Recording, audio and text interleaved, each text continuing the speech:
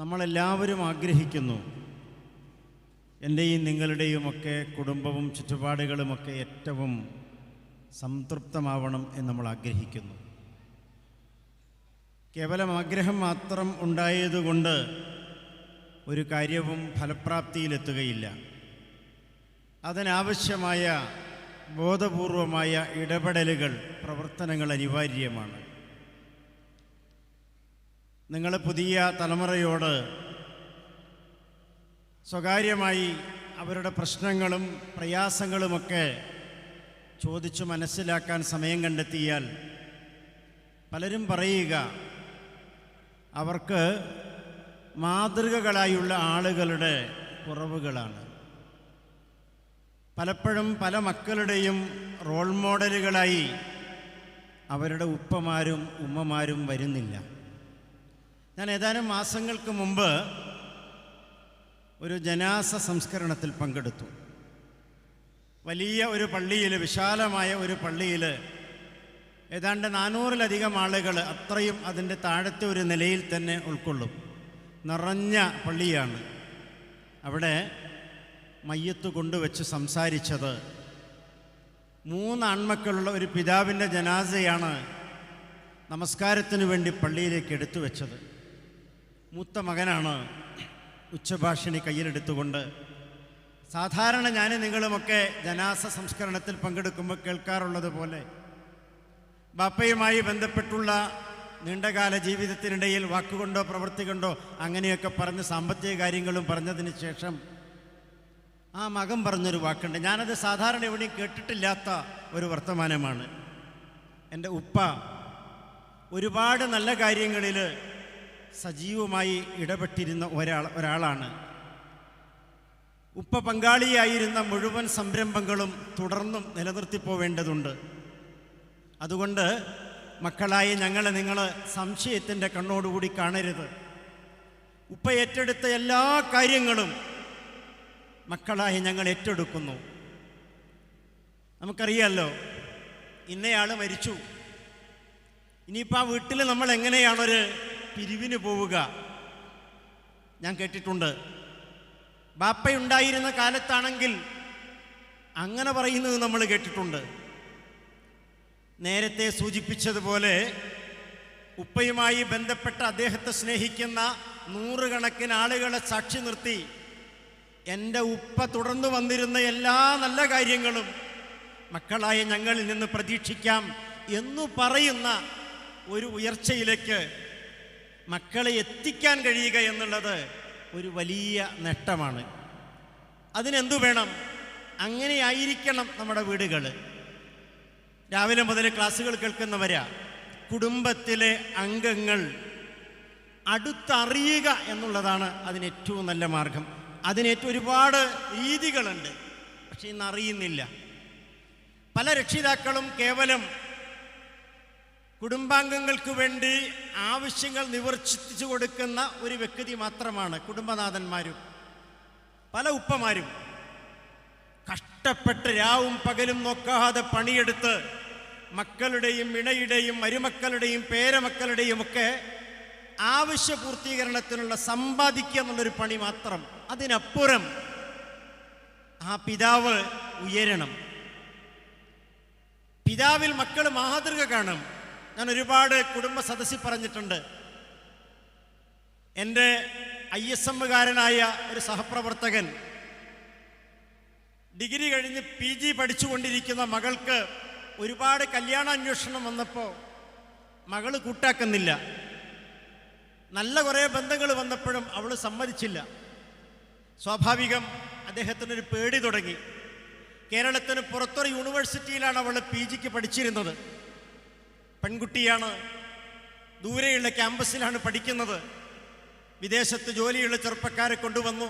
നാട്ടിൽ സർക്കാർ ഉദ്യോഗസ്ഥനായ ഒരു ചെറുപ്പക്കാരൻ വന്നു. എന്നിട്ടൊന്നും അവള് കല്യാണത്തിന് സമ്മതിക്കുന്നില്ല. ഈ സഹോദരൻ്റെ ഭാര്യയ്ക്കാണെങ്കിൽ അതിലേറെ ആശങ്ക. ഒരിക്കൽ കുറച്ച് കൂടുതൽ സമയം ഒന്നിച്ചിരുന്ന് വർത്തമാനം പറഞ്ഞപ്പോൾ ഇദ്ദേഹം ഈ സങ്കടം എന്നോട് പങ്കുവച്ചു. എന്നിട്ട് പറഞ്ഞു, നിങ്ങൾ പറ്റുമെങ്കിൽ എൻ്റെ വീട് വരെ ഒന്ന് വരണം, എന്നിട്ട് എൻ്റെ മോളോടൊന്ന് സംസാരിക്കണം. ഞാൻ പറഞ്ഞു, ഇങ്ങനെ ഒരു ആവശ്യത്തിനായിട്ട് നിൻ്റെ വീട്ടിൽ വരിക എന്നുള്ളത് പ്രയാസമാണ്. ഇൻഷാ അല്ലാഹ് ആ വഴിക്കെങ്ങാനും വരുമ്പോൾ നിൻ്റെ വീട്ടിൽ ഞാൻ വരും. അധികം വൈകേണ്ടി വന്നില്ല. ഒരു സംഘടനാ പരിപാടിക്ക് വേണ്ടി ഒരു മണ്ഡലം പ്രോഗ്രാമിന് ഈ സഹോദരൻ്റെ വീടിനടുത്തെത്തിയപ്പോൾ അദ്ദേഹത്തിൻ്റെ വീട്ടിലാണ് എനിക്ക് പ്രാതലൊരുക്കിയത്.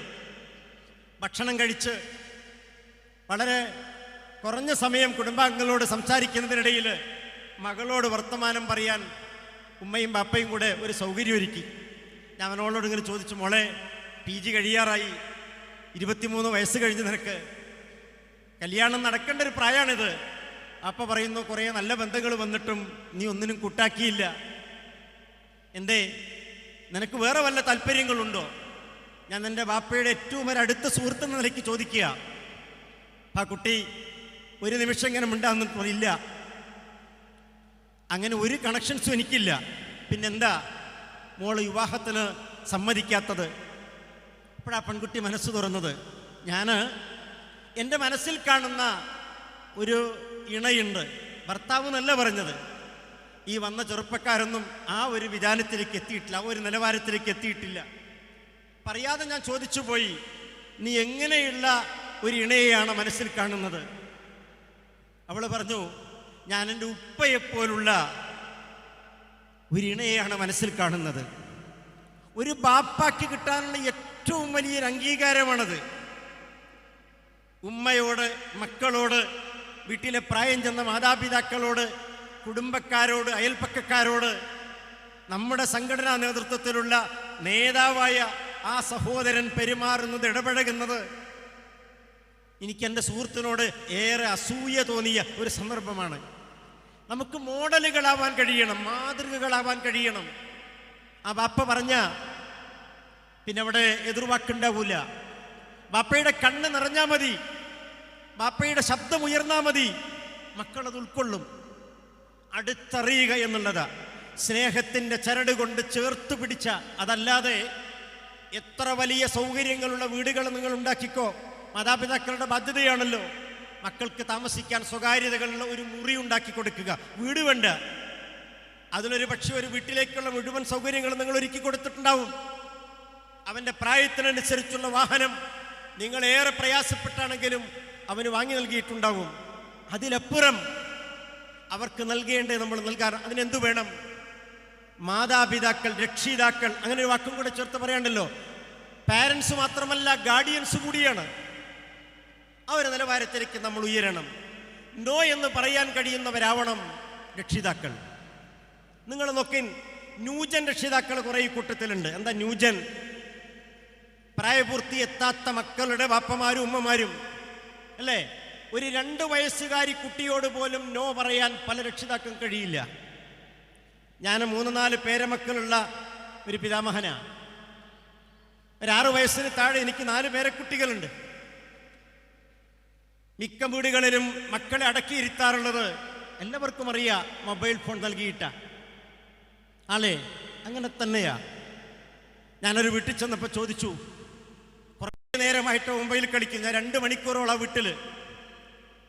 ഞാൻ ആ രക്ഷിതാവിനോട് പറഞ്ഞു, നീ ഈ മൊബൈൽ ഫോൺ നൽകുന്നതിനേക്കാൾ നല്ലത് 2 മണിക്കൂർ സമയം അവനെ മയക്കി കിടത്താൻ വല്ല മരുന്നും നൽകുന്നതല്ലേ.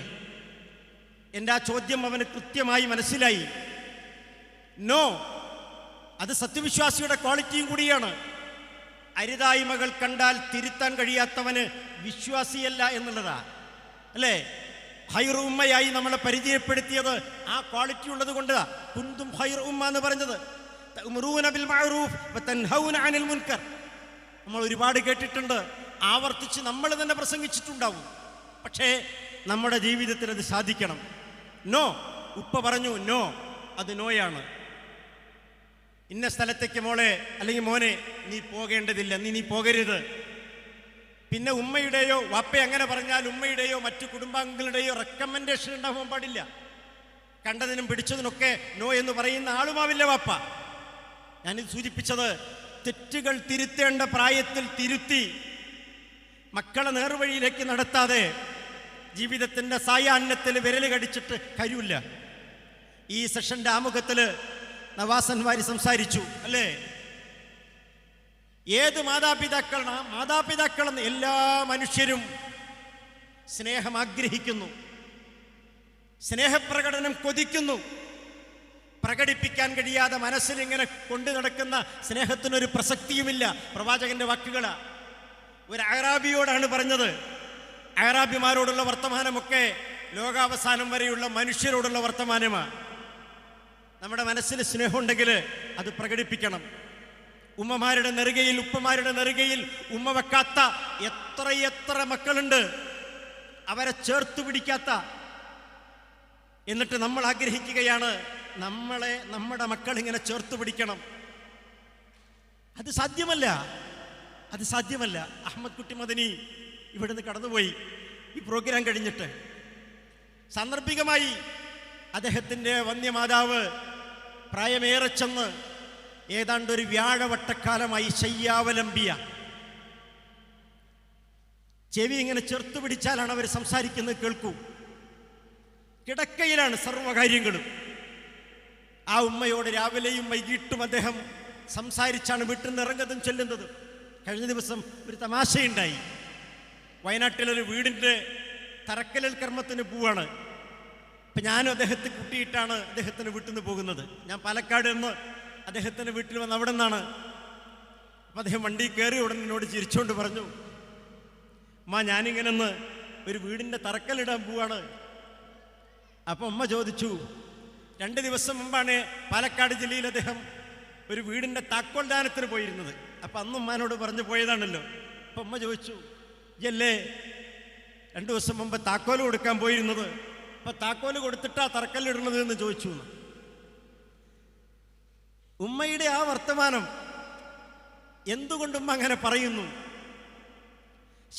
ശയ്യാവലംബിയായ, പരസഹായം കൂടാതെ ഒരു കാര്യവും ചെയ്യാൻ കഴിയാത്ത ഉമ്മയോട് 1 മണിക്കൂറോ അരമണിക്കൂറോ അവർക്ക് താല്പര്യമുള്ള വിഷയങ്ങൾ സംസാരിക്കാൻ സമയം കണ്ടെത്തുക. നമ്മൾ സ്നേഹവായ്പിൻ്റെ സിമ്പലായിട്ട് നമ്മളെ വീഡിയോകളിലും ചിത്രങ്ങളിലൊക്കെ ഇങ്ങനെ പ്രായം ചെന്ന അല്ലേ ചുക്കിച്ചുളിഞ്ഞൊരു കയ്യിലിങ്ങനെ തടവുന്ന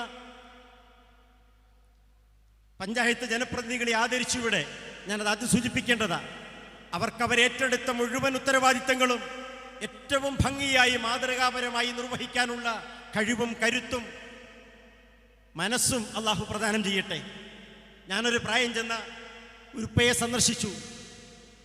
എൻ്റെ ജില്ലയിൽ ഒരു 2 ടേം മുമ്പ് 2 പഞ്ചായത്ത് 10 വർഷം മുമ്പ് ആ ഉപ്പയുടെ മൂത്ത മകൻ പഞ്ചായത്ത് ഉപാധ്യക്ഷനാ. പഞ്ചായത്തിൽ നിറഞ്ഞു നിൽക്കുന്ന ആളാ. ഇങ്ങനെ അപ്പയോട് സംസാരിക്കുന്നതിനിടയിൽ മോൻ്റെ കാര്യം ചോദിച്ചപ്പോൾ പ്രായം ചെന്ന ഉപ്പ പറഞ്ഞത് എന്താണെന്നറിയോ? അവനൊന്നും തരണ്ട, അവൻ എനിക്കൊന്നും തരണ്ട, എപ്പോഴെങ്കിലും എൻ്റെ അടുത്ത് വന്ന് കുറച്ച് സമയം അവൻ ഇരുന്നുകൂടെ. ആ ഒരൊറ്റ വാക്യത്തിൽ സർവ്വസങ്കടങ്ങളുമുണ്ട്. ചില രക്ഷിതാക്കളൊക്കെ കാണാൻ മക്കൾ പോകാത്തത് എന്താ? എങ്ങനെയാ വെറും കൈയോടെ പോവുക? സാന്നിധ്യമാണ് പലപ്പോഴും. ആ സാന്നിധ്യം എല്ലാവരും ആഗ്രഹിക്കും. ഇന്നിങ്ങനെ ആരോഗ്യവാന്മാരായി ഓടി നടക്കുന്ന കുറച്ച് കഴിയുമ്പോൾ അവരൊക്കെ പ്രായം ചെല്ലും. അപ്പം നമ്മൾ ആഗ്രഹിക്കുക നമ്മുടെ മക്കളുടെ സ്നേഹവായ്പ്. അപ്പം അത് നമ്മൾ കൊടുത്ത് അല്ലേ മാതൃകകൾ ഉണ്ടാവണം. വീട്ടിൽ നിന്ന് ഇറങ്ങിപ്പോകുമ്പോൾ ഉപ്പയോടും ഉമ്മയോടും പറഞ്ഞു പോകുന്ന നമ്മളൊരു കുടുംബനാഥൻ. നമ്മുടെ മക്കൾ നമ്മളോട് പറഞ്ഞേ പോകൂ. നമ്മൾ നമ്മുടെ ഉപ്പയെയും ഉമ്മയൊക്കെ ചേർത്ത് പിടിച്ച് നെറുകയിൽ ഉമ്മ വെച്ചിട്ടാണ് പോകുന്നതെങ്കിൽ നമ്മുടെ മക്കളും അങ്ങനെ ചെയ്യും. പ്രത്യേകിച്ച് നമ്മൾ അവർക്ക് ക്ലാസ് കൊടുക്കേണ്ടതില്ല, മാതൃകകളാവണം നമ്മൾ. അങ്ങനത്തെ വീടുകളിലാണ് അള്ളാഹുവിൻ്റെ അനുഗ്രഹം അങ്ങനെ നിറഞ്ഞൊഴുകും. സാമ്പത്തിക സുസ്ഥിരതയല്ല, വലിയ വീടോ വലിയ സൗകര്യങ്ങളുമല്ല സമാധാനത്തിൻ്റെ ബേസ്. കുടുംബാംഗങ്ങൾ തമ്മിലുള്ള ഇഴയടുപ്പമാണ്. ഇത്തരം കൂട്ടായ്മകളിലൂടെ അതാണ് നമ്മൾ ആഗ്രഹിക്കുന്നത് അല്ലേ? ഇണകൾ പിരിഞ്ഞ് പതിറ്റാണ്ടുകൾ കഴിഞ്ഞിട്ടും അവരുടെ ഓർമ്മകൾ പോലും കണ്ണു നനയിക്കുന്ന മുതിർന്ന രക്ഷിതാക്കളെ നമ്മൾ കണ്ടിട്ടില്ലേ? കാണുന്നുണ്ട്. പ്രവാചകന്റെ ചരിത്രം നമ്മൾ പഠിച്ചിട്ടുണ്ട്. ഖദീജ ബീവി മരണപ്പെട്ട് ഖദീജ ബീവിയുടെ ഒരു മാല കണ്ട പ്രവാചകനെ കുറിച്ച് നമ്മൾ ചരിത്രത്തിൽ വായിച്ചിട്ടുണ്ട്. മകൾക്ക് വിവാഹ സമ്മാനമായി നൽകിയ മാല മരുമകന്റെ മോചനദ്രവ്യമായി ഹാജരാക്കപ്പെട്ടപ്പോൾ ആ മാല തിരിച്ചറിഞ്ഞ പ്രവാചകൻ വിതുമ്പിപ്പോയി എന്നാണ്. ഖദീജ ബീവിയെ കുറിച്ചുള്ളൊരു പാട്ട് ലേറ്റസ്റ്റ് ഒരു സിനിമാ ഗാനമായി വന്നപ്പോൾ കേരളം അത് ഏറ്റുപിടിച്ചില്ലേ? ഞാനും നിങ്ങളുമൊക്കെ അത് മൂളി നടന്നില്ലേ? ഖദീജ ബിബി മാതൃകാ ദമ്പതിയായിരുന്നു, മാതൃകാ മഹദിയായിരുന്നു. ഒരുപാട് പാഠങ്ങളുണ്ട് പ്രവാചകനിലും. അത് ഉദ്ഘാടകൻ സൂചിപ്പിച്ചു. വിശ്വാസികൾ എന്ന നിലയിൽ നമ്മൾ അങ്ങനെയാണ് മാതൃകയാക്കേണ്ടത്. ഇനി സഹാബത്തിന്റെ ചരിത്രം, എല്ലാവരും അങ്ങനെയാണ്. നീണ്ടു മെലിഞ്ഞ, അല്ലേ, തുണി ഉടുത്താൽ പോലും ഇങ്ങനെ ഊർന്നു പോയിരുന്ന ഒരാളായിരുന്നു അബൂബക്കർ റളിയല്ലാഹു അൻഹു എന്നുള്ളതാണ്.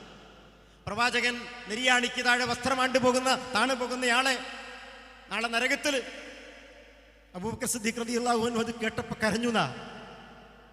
അറിയാതെ തൻ്റെ ഉടുമുണ്ടിങ്ങനെ താഴേക്ക് പോയിരുന്ന നീണ്ടു മെലിഞ്ഞ ഒരാളായിരുന്നു അബൂബക്കർ സിദ്ദീഖ് റളിയല്ലാഹു അൻഹുവിൻ്റെ കുടുംബജീവിതം. നമുക്കതിൽ പാടല്ലേ? ഒരു പതിറ്റാണ്ടിലേറെക്കാലം ഇസ്ലാമിക ഖിലാഫത്തിന്റെ നെടുന്തൂണായി നിന്ന പേര് കേൾക്കുമ്പോൾ അല്ലേ, പിശാച് പോലും വഴിമാറി നടക്കുന്ന ഉമർ ഖത്താബ് വീട്ടിൽ എങ്ങനെയായിരുന്നു? പുരുഷന്മാരായ നമുക്കതിൽ പാടുണ്ട്. ഉമർ ഖത്താബിന്റെ വീട്ടിലേക്ക് പരാതി പറയാൻ വന്ന, തൻ്റെ ഇണയുമായി ബന്ധപ്പെട്ട ഒരു പരാതി ബോധിപ്പിക്കാൻ വന്ന മനുഷ്യൻ ഉമർ റളിയല്ലാഹു അൻഹുവിന്റെ പ്രിയതമയുടെ ഉറക്കെയുള്ള വർത്തമാനം കേട്ടിട്ട് തിരിച്ചു പോവുക. നമ്മൾ ആ ചരിത്രം എന്തിനാ കേട്ടത്? വീട്ടിൽ സമാധാനം ഉണ്ടാവണമെങ്കിൽ ഇണകൾ പരസ്പരം സഹിച്ചും ക്ഷമിച്ചും അഡ്ജസ്റ്റ് ചെയ്തും. അതാര് കണ്ടുപഠിക്കുന്നു? മക്കൾ കണ്ടുപിടിക്കുന്നു.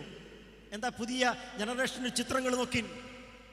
വിവാഹം എന്ന് പറയുന്നത് ഏറെ മഹത്തരമാണ്. എൻ്റെയും നിങ്ങളുടെയും മക്കളും പേരമക്കളും ഒക്കെ അതിനെ വളരെ ലാഘവത്തോടു കൂടി കാണുന്നു. ഞാൻ എൻ്റെ ഒരു സങ്കടം പറയുക. ഉയർന്ന കോഴ്സിന് പഠിക്കുന്ന ഒരു പെൺകുട്ടിക്ക് കല്യാണം വന്നു. അപ്പോൾ വെറുതെ തമാശയായിട്ട് അവളോട് ചോദിച്ചതാ, കല്യാണം കഴിഞ്ഞിട്ട് നിന്റെ ഉപരിപഠനത്തിന് നിന്റെ ഭർത്താവും അവരുടെ വീട്ടുകാരെ സമ്മതിച്ചില്ലെങ്കിൽ നീ എന്താ ചെയ്യുക? അവൾ പറഞ്ഞു, ഞാൻ ഡിവോഴ്സ് ചെയ്യുന്നു. ഒരാൾ ഡിവോഴ്സ് എന്ന പദം, ഞാൻ വിവാഹമോചനം നടത്തുമെന്ന് വളരെ ലാഘവത്തോടു കൂടി, ആ ഒരു അത്രയേ ഉള്ളൂ കാണുന്നത്. വിവാഹമെന്ത്? വിവാഹത്തിലേക്ക് കാലൂന്നുന്ന പെൺമക്കളെ ഞാനതാ പറയുന്നത്. ഇപ്പോൾ കഴിഞ്ഞ ദിവസം മുസ്ലിം ഭൂരിപക്ഷ പ്രദേശത്താണ് റിപ്പോർട്ട് വന്നത്. 14-കാരിയെ 16-കാരൻ, അല്ലേ? ഇന്നലത്തെ പത്രത്തിലാണ് ആ വാർത്ത. എത്ര വേദന നമുക്കുണ്ടാക്കി. ആ കേസൊന്ന് പഠിക്കേണ്ടതാ. ആ പെൺകുട്ടിയെ പറഞ്ഞയച്ച രക്ഷിതാക്കൾ ഒരു 9ാം ക്ലാസ്സുകാരുടെ കയ്യിൽ ഒരു മൊബൈൽ സെറ്റൊക്കെ നൽകിയിട്ട്, ഞാൻ സൂചിപ്പിച്ചത്, എൻ്റെയും നിങ്ങളുടെയും കുടുംബം ഇസ്ലാമിക കുടുംബമാവണം.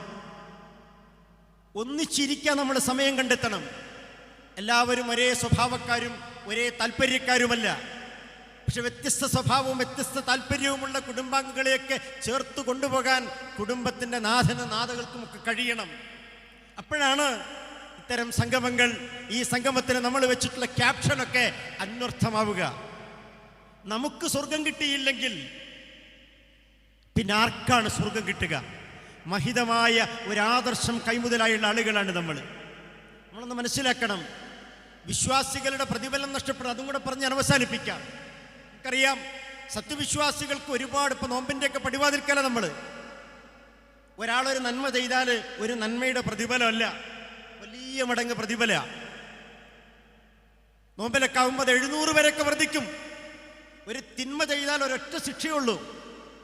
ഒരു തിന്മ ചെയ്യാൻ ആലോചിച്ചെന്ന് വിട്ടുനിന്നാൽ അതുപോലും പുണ്യമായിട്ട് മാറുക. പിന്നെയും നരകത്തിൽ അവകാശികൾ കൂടാൻ കാരണം എന്താ? ഒരുപാട് നമ്മൾ ചെയ്യുന്ന നന്മകളിൽ നിന്ന് ചില തിന്മകൾ നമ്മുടെ നന്മകളെ മുഴുവൻ ഇല്ലായ്മ ചെയ്യും. അതിൽപ്പെട്ട ഒരുപാട് തിന്മകൾ നമ്മളിൽ പലർക്കുണ്ട്. അസൂയയും അഹങ്കാരവും, അല്ലേ? ഇങ്ങനെ പല സംഗതികളും. ഇതൊക്കെ നമ്മൾ ചെറിയ പ്രായം തൊട്ട് നമ്മുടെ മക്കളെയും നമ്മളും അഹന്തയുടെ വർത്തമാനം ഉണ്ടാവരുത്. അസൂയ വെച്ച് പുലർത്തുന്ന കുട്ടികൾക്കിടയിൽ പോലും നിരുത്സാഹപ്പെടുത്തണം നമ്മൾ. മോനെ, നീ എന്ത് നന്മ ചെയ്താലും ആ നന്മയെ കരിച്ചു കളയുന്ന, ഇല്ലായ്മ ചെയ്യുന്നതാണ് നിന്റെ മനസ്സിലുള്ള ഇത്തരത്തിലുള്ള ചിന്ത. നീ ആ പറഞ്ഞ വാക്കുണ്ടല്ലോ, നമ്മൾ കേട്ടിട്ടില്ലേ? ശിക്ഷ ഏറ്റുവാങ്ങിയ ഒരു സഹോദരിയുടെ മൃതദേഹത്തെക്കുറിച്ചോ അല്ലെങ്കിൽ അവരിൽ നിന്ന് തെറിച്ച രക്തത്തെക്കുറിച്ചോ അപഹസിച്ച് മോശമായി സംസാരിച്ചപ്പോൾ പ്രവാചകന്റെ ഒരു പ്രതികരണമുണ്ടായത്. മദീന പട്ടണത്തിലെ മുഴുവൻ ആളുകളുടെയും പാപമോചനത്തിന്റെ പര്യാപ്ത ഒരു പ്രയോഗം പോലും പ്രവാചകൻ എത്ര ഗൗരവത്തിലാണ് കണ്ടത്. ഞാൻ സൂചിപ്പിച്ചതിൻ്റെ രത്നച്ചുരുക്കം, ഇസ്ലാമിക ജീവിതം നമ്മളൊക്കെ മാതൃകകളാവുക. വീട്ടിലേക്ക് കയറി ചെല്ലുമ്പോൾ സലാം പറയുന്നവരായിരിക്കണം എല്ലാ കുടുംബനാഥന്മാരും നാഥകളും. എൻ്റെ ഇണയെ ഞാൻ കാണുമ്പോൾ ഞാൻ എൻ്റെ ഇണയോട് സലാം പറയണം. എൻ്റെ ഇണ എൻ്റെ വീട്ടിലേക്ക് എന്നെ കാണുമ്പോൾ, അതായത് സദസ്സെന്ന് കാണുകയാവട്ടെ, ഒരു കല്യാണം വീട്ടുന്നാവട്ടെ, എവിടെ നിന്നാണെങ്കിലും അവൾ ഓടി വന്ന് എൻ്റെ കൈപിടിച്ച് അസ്സലാമു അലൈക്കും പറയും. രാവിലെ വീട്ടിൽ നിന്ന് പോകുന്നതാണെങ്കിലും അവൾ എന്നെ കാണുമ്പോൾ അങ്ങനെ സലാം, എനിക്ക് കിട്ടുന്നൊരു സന്തോഷമുണ്ടല്ലോ, അത് നമ്മളൊക്കെ ആസ്വദിക്കുന്നവരാ. അത് കാണുന്ന മക്കളാണെങ്കിലോ ആ മക്കൾ സലാം പറഞ്ഞിട്ട് വീട്ടിലേക്ക് വരൂ. അങ്ങനെ ഇസ്ലാമിക കുടുംബമാക്കണം നമ്മുടെയൊക്കെ കുടുംബങ്ങളെ. അതിനുള്ള പാഠങ്ങൾ ഇഷ്ടം പോലെ നമുക്ക് കിട്ടിയിട്ടുണ്ട്. ഖുർആൻ വേദി ക്ലാസ്സുകളിൽ നിന്നും, ഇത്തരം പഠനവേദികളിൽ നിന്നും, നമ്മുടെ വായനകളിൽ നിന്നും, സോഷ്യൽ മീഡിയയിൽ നിന്നുമൊക്കെ. അതൊക്കെ ഇങ്ങനെ കേട്ട് തള്ളാനുള്ളതല്ല, ജീവിതത്തിൽ നടപ്പിലാക്കാനുള്ളതാ. കുറഞ്ഞ കാലേ ഉള്ളൂ ഇവിടെ, വളരെ കുറഞ്ഞ കാലം. ആ കുറഞ്ഞ കാലം അടയാളപ്പെടുത്തി ജീവിച്ചു പോകാൻ നമ്മൾ ഓരോരുത്തരും ശ്രമിക്കുക. നമുക്കൊക്കെ സകുടുംബം സ്വർഗത്തിലെത്തണം. നമ്മൾ മോഡലുകളാവണം എല്ലാ കാര്യത്തിലും. എവിടെ ബാപ്പ പാലിയേറ്റീവിൻ്റെ വണ്ടി ഇപ്പോൾ വന്നിട്ട് അതിൽ കയറിപ്പോയതാ. എവിടെ പാപ്പാനെ ശാഖയുടെ ഭാരവാഹികൾ വന്നിട്ട് ഇപ്പോൾ ദഅ്വാ ഫണ്ട് പിരിക്കാൻ കൊണ്ടുപോയി. അതൊക്കെ കണ്ടാ മക്കൾ വളരുന്നത്. ആ മക്കൾക്ക് ജീവകാരുണ്യ പ്രവർത്തനത്തിൻ്റെ പ്രാധാന്യം പഠിപ്പിക്കണ്ട. അല്ലാഹു സുബ്ഹാനഹു തആല ആ രീതിയിൽ സ്വർഗസമാനമായ ഭവനങ്ങളായി നമ്മുടെയൊക്കെ ഭവനങ്ങളെ മാറ്റുമാറാവട്ടെ. ഈ കൂടിയതിൻ്റെ 10 മടങ്ങ് സന്തോഷത്തിൽ നമുക്ക് അല്ലാഹുവിൻ്റെ അനുഗ്രഹീത സ്വർഗത്തിൽ ജന്നാത്തുൽ ഫിർദൗസിൽ നമ്മുടെ മാതാപിതാക്കളുടെ കൂടെ, നമ്മുടെ ഇണകളുടെ കൂടെ, മക്കളുടെയും പേരമക്കളുടെയും കുടുംബാംഗങ്ങളുടെയും കൂടെ ഒരുമിക്കാനുള്ള മഹാഭാഗ്യം റബ്ബ് സുബ്ഹാനഹു തആല പ്രദാനം ചെയ്യട്ടെ. വിജയികളായ ആദർശബന്ധുക്കളായ ജനപ്രതിനിധികൾക്ക് ഒരിക്കൽ കൂടി എല്ലാവിധ അഭിനന്ദനങ്ങളും നേർന്നുകൊണ്ട് വാക്കുകൾ ചുരുക്കുന്നു. വാഹിർ ദഅ്വാനാ അനിൽ ഹംദുലില്ലാഹി റബ്ബിൽ ആലമീൻ. വസ്സലാമു അലൈക്കും വറഹ്മത്തുള്ളാഹി വബറകാതുഹു.